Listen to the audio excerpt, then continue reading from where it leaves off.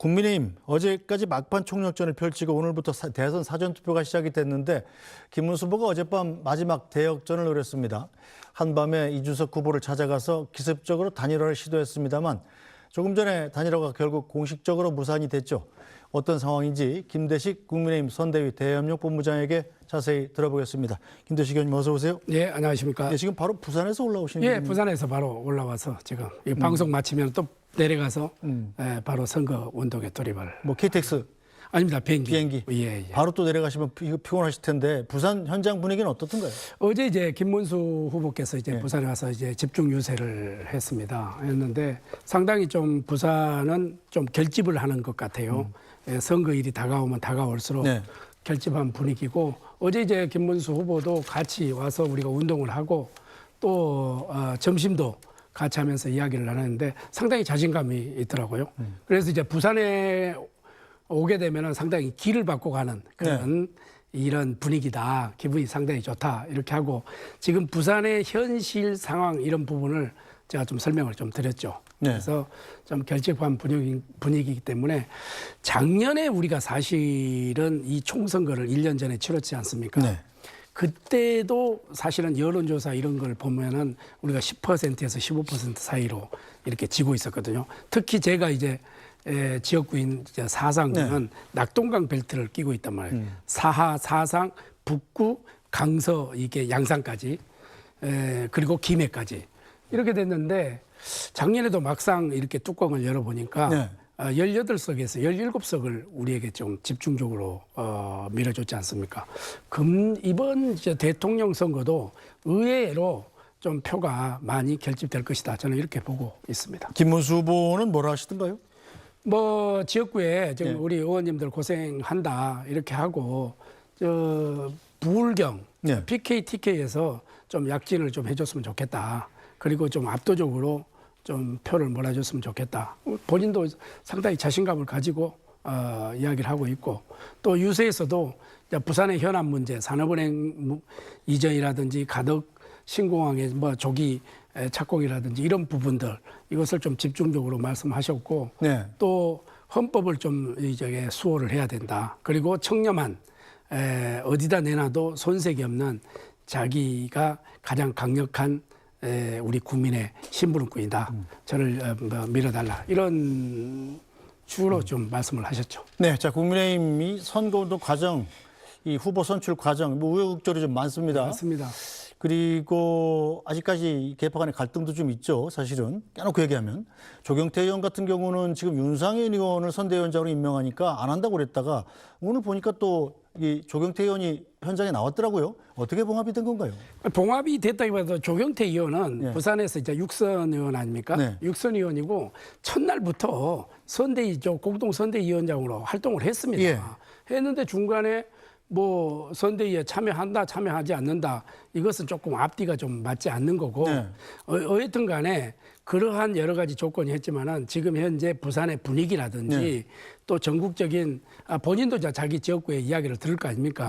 그래서 야 우리가 한번 해볼 만한 선거다 이런 그런 그 국민들 또 우리 그 부산 시민들의 좀 그 진언이 있었지 않나 이렇게 해서 그런 어떤 조건을 달고 뭐 선대위에 합류를 하고 어떤 직책을 맡고 또 선거 운동을 한다는 것은 저는 맞지 않는 것 같고요. 오로지 우리 국민의힘 또 김문수 후보가 당선하는데 거기에 전력을 투입을 해야 된다. 그런 의도로 저는 우리 조경태 의원도 합류를 했다 이렇게 보고 있습니다. 네. 자 그런데 애초에 윤상현 의원은 왜 뒤늦게 선대위에 합류를 하게 된 건가요? 잘 아시다시피 윤상현 의원은 윤석열 대통령이 탄핵되는 과정에서 윤 대통령과 활발히 소통하면서 사실상 대변인 역할을 했고요. 정광훈 목사 집회에 나가서 또 큰 절도 하고 그래서 사실상 그렇게 되면 이 탄핵 반대 세력과는 결별하자는 얘기 아니냐 뭐 이런 식으로 받아들여지지 않았습니까? 그렇습니다. 저도 뭐 윤상현 의원하고 뭐 아주 오래전부터 뭐 참 친하게 지내고 있는데 윤상현 의원 정도 되면은 굳이 무슨 선대위에 어떤 뭐 직책을 맡아야 되는지 굳이 맡지 않고 자기 포지션에서 충분히 역할을 해도 할 건데 굳이 뭐 선대위 뭐 공동 선대위원장을 맡아야 될 이유가 저는 없다 이렇게 생각을 합니다. 후보가 인정하고 본인이 또 후보하고 절친한 관계가 되면은 되는 거지. 이게 뭐 선대위 한다고 해서 어떤 뭐 역사의 무슨 한 줄기를 타는 것도 아니고 공식적인 직함은 아니지 않습니까? 그래서 윤상현 의원이 왜 갑자기 지금 공동선대위원장을 맡았는지는 또 다들 좀 의아해하고 있습니다. 그러나 지금 선거는 지게작대기 하나 더 필요하기 때문에 그러한 것을 하나의 결집시킨다. 그런 의도로 좀 참여하지 않겠느냐 이렇게 생각하고 윤상현 의원이 들어온다 안 들어온다 이런 것에 너무 연연할 필요는 없다. 저는 이렇게 생각을 하고 우리 모두가 혼연일체가 돼서 6월 3일 날 반드시 승리를 해야 된다 하는 그런 데만 좀 초점을 맞췄으면 좋겠다. 저는 그렇게 생각을 합니다. 네, 자 오늘부터 사전투표가 시작된 가운데 오늘 김문수 후보는 이재명 후보의 지역구인 인천 계양구를 찾아서 이른바 인천 상륙작전을 펼쳤습니다. 먼저 보고 오시죠.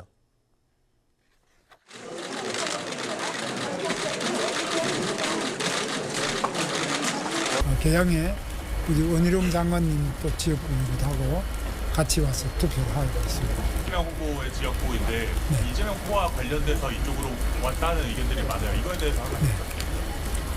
꼭 이재명 후보라기보다는 바로 제 집이 거기 건너편에 부천하고 인천하고 붙었습니다. 그래서 가는 길에 들러서 했는데 이재명 후보가 있다는 것도 뭐 하나의 요인이 될 수 있겠습니다. 제대로 이런 위기를 극복하고 경제도 어려움을 벗어나기 위해서는 김문수가 필요하지 않겠나. 그런 길목에서 마지막 추격이 지금 일어나고 있는데 결과는 저는 잘 될 것이라고 확신을 하고 있습니다. 네, 자 김문수 후보 하필이면 인천 계양 이재명 후보의 지역구에 가서 딸과 같이 투표한 건 어떤 전략인가요? 저는 그 앞에서도 말씀드렸다시피 뭐 앵커께서도 말씀하셨다시피 인천 상륙작전에 네. 그리고 이 계양은 상징적인 의미가 있잖아요.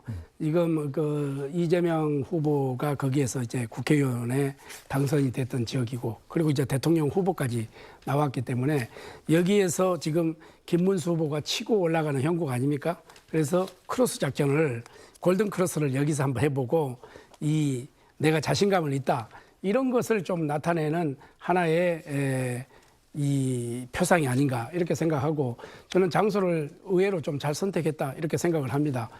김문수 후보가 아까도 그런 그 집이 뭐 부천에 가까워서 이렇게 했다고 이렇게 하지만은 상당한 거기에 내면적으로 자신감이 붙어 있구나 이런 생각을 하고 이 인천에서 계양구에서 시작을 해가지고 수도권이 이렇게 단합이 되고 수도권에서 좀 추격전이 벌어지면은 충분한 이런 선거는 이번 선거는 승산이 있다 이런 자신감을 가지고 그 인천 계양을 좀 선택했지 않나 이렇게 생각을 합니다. 네, 뭐 선거 여론조사 공표 금지 기간 전까지 조사된 조사에서 상당히 큰 차이가 나는 걸로 지금 나타나고 있지 않습니까? 막판에 뒤집기도 가능하다고 보시는 건가요?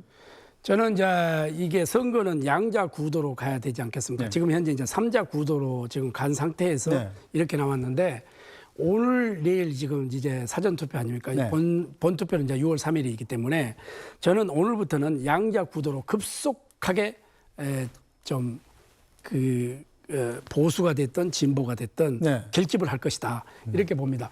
오늘 아까 오는 그 길목에서 제가 이 사전 투표를 보니까 역대 지금 최대치입니다. 예. 이 수치로 올라왔잖아요. 야 역시 이것은 보수와 이제 진보가 결집을 하고 있구나. 진영 대결에 지금 불이 붙었구나. 이런 생각이 들고 한편으로는 뭐 오늘 내일 하고 월요일 날 뭐 하루 휴가 내면은 여행할 수도 있지 않느냐. 이것은 2차원적인 생각인 것 같고 네. 저는 이 보수 진보가 지금 결집을 하고 있다.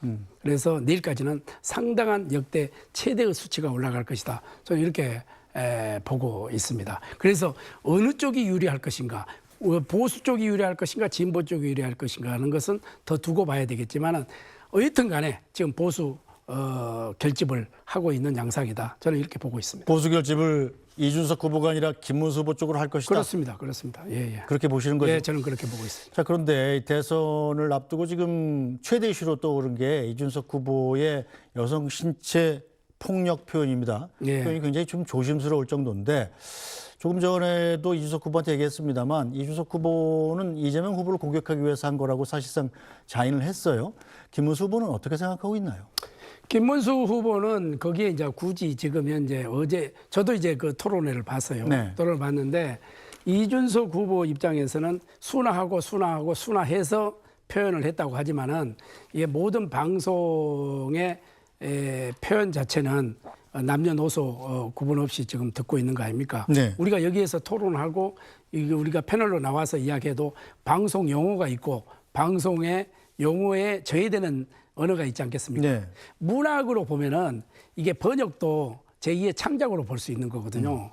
그런데 이것도 지금 옮기는 것도 본인이 굉장히 억울하겠죠. 네. 자기는 그런 뜻이 아니라고 이렇게 봤는데 그것도 하나의 제2 창작으로 지금 보고 있는 것 같아요. 그러나 민주당에서 갑자기 왜 이걸 가지고 여기에 대해서 프레임으로 딱 전환을 했는가? 이것도 하나의 고도의 저는 민주당의 이제 작전이 아닌가 이렇게 생각을 하는데 갑작스런 지금 하루 앞두고 이러한 것이 이제 이 돌변이 됐어요. 그래서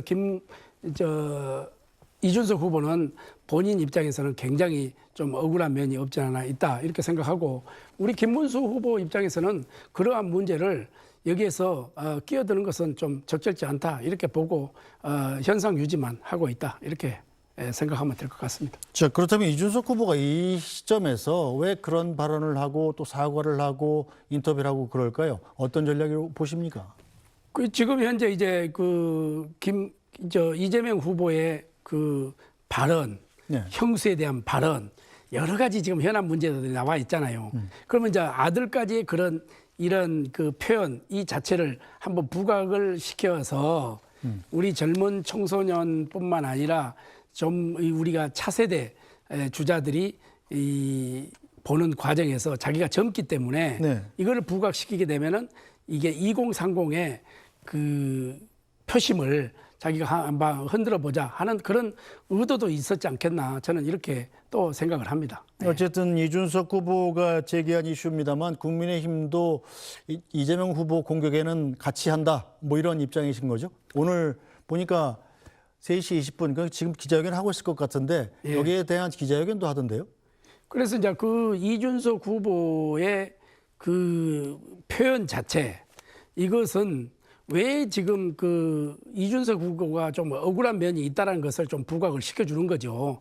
시켜주는 거고 이준석 후보의 생각과 우리의 생각이 좀 다를 수도 있지 않습니까? 그죠? 네. 그러나 민주당을 그러한 차원을 놓고 민주당 전체를 놓고 개혁신당과 우리 국민의힘은 합동 작전으로 좀 들어가야 되기 때문에 네. 우리가 옆에서 좀 보조를 맞춰주는 그런 경향이 아닌가 이렇게 보고 있습니다. 어쨌거나 국민의힘 입장에서는 이준석 후보와의 단일화는 이제 아예 포기한 거죠? 포기했다기보다도 마지막까지 지금 우리가 오늘 마지막 한 1%의 가능성이 있어도 저는 끈을 놔서는 안 된다. 이렇게 권성동 원내대표가 아예 끝났다 이렇게 선언을 했던데요. 뭐 이제 권 대표 입장에서는 그렇게 이야기할 수 있겠죠. 제가 아까도 지금 이준석 후보하고 만나서 마지막 가능성까지 한번 생각을 해보자. 이런 이야기도 제가 했고 그러는데 본인이 고개를 살래살래 흔들던데 네. 저는 그럼에도 불구하고 우리가 끝까지 호랑이가 토끼를 잡을 때도 마지막 심혈을 기울이듯이 이렇게 해야 된다 이렇게 생각하고 저는 제가 이준석 후보라면은 네. 삼국지에 이 적벽대전이라는 게 있어요. 네. 거기에 유비가 3등이고 송건이 2등이고 조조를 치는 거 아닙니까? 네. 그러면은 유비가 이게 결국은 제갈공명의 이 책사가 그 아이디어 냈지만은 유비가 송공과 손을 잡고 적벽대전에서 조조를 치잖아요. 네. 저는 그러한 전략으로 네. 사실상 차세대 주자고 최연소자고 이렇기 때문에 오히려 더 강력하게 이준석 후보가 단일화를 추구를 하면서 치고 나갔더라면 어땠을까. 네. 저는 그런 아쉬움이 좀 솔직히 있어요. 왜 그러냐면은 이준석 후보는 최연소 아닙니까? 네. 올해 40으로 알고 있는데 그러면은 앞으로 이준석 후보는 70까지 정치 활동을 해도 30년 동안에 우리 국민들 속에서 또 여의도에서 이 메아리 칠 거란 말이죠. 그러면 오히려 선제적으로 저는 이준석 후보가 단일화를 고삐를 쥐고 한번 추진을 했으면 어땠을까 하는 그런 저는 솔직히 아쉬움도 있다 이렇게 말씀을 드립니다. 뭐 삼국지 얘기하니까 또 생각이 나는데 이 이준석 후보가 또 삼국지 전문가예요. 자기 얘기할 때 삼국지도 자주 이용하는데 그런 걸 모를 바 없는 이준석 후보는 왜 단일화를 안 했다고 생각하십니까? 저는 이제 미래를 이야기하고 미래를 앞으로 이제 옆에서 이준석 후보 참모들도 그렇지 않겠습니까? 앞으로 이 선거 이후에 이제 보수 재편이라든지 그리고 앞으로 3년 후에 동탄에서의 선거라든지 이런 문제들도 저는 생각을 했을 거라고 이렇게 생각을 합니다. 그러나 이 장수는 호랑이를 잡으려면 호랑이 굴에 뛰어들어야 되는 겁니다. 그래서 아주 좁은 공간에서 활동보다도 넓은 시야를 가지고 해야 미래를 지금 개척할 수 있고 미래를 볼 수 있는 거거든요.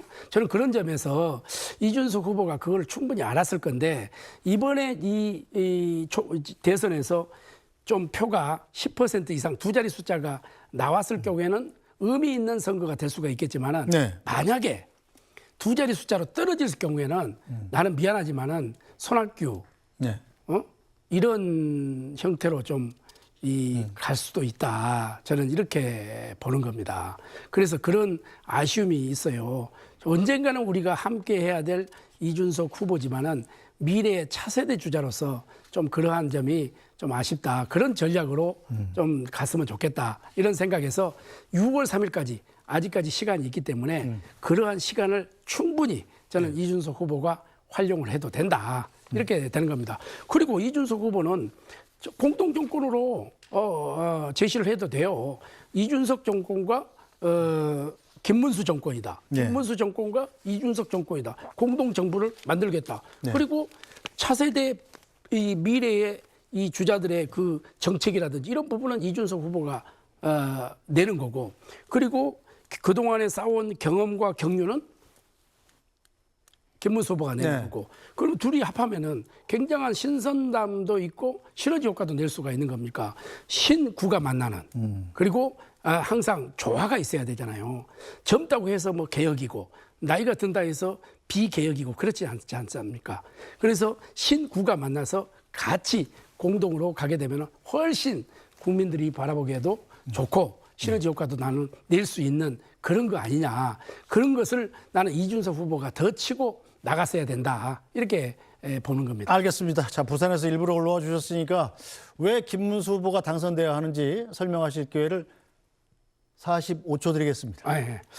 참, 존경하는 국민 여러분, 우리 김문수 후보는 사실상 약자 편에 서서 일해왔습니다. 서민의 대통령입니다. 그리고 미래를 꿈꿀 수 있는 분입니다.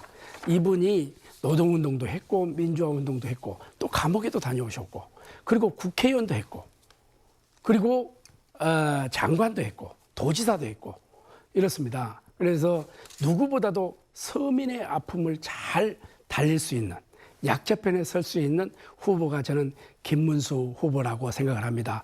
우리 국민의힘 좀 밉지요.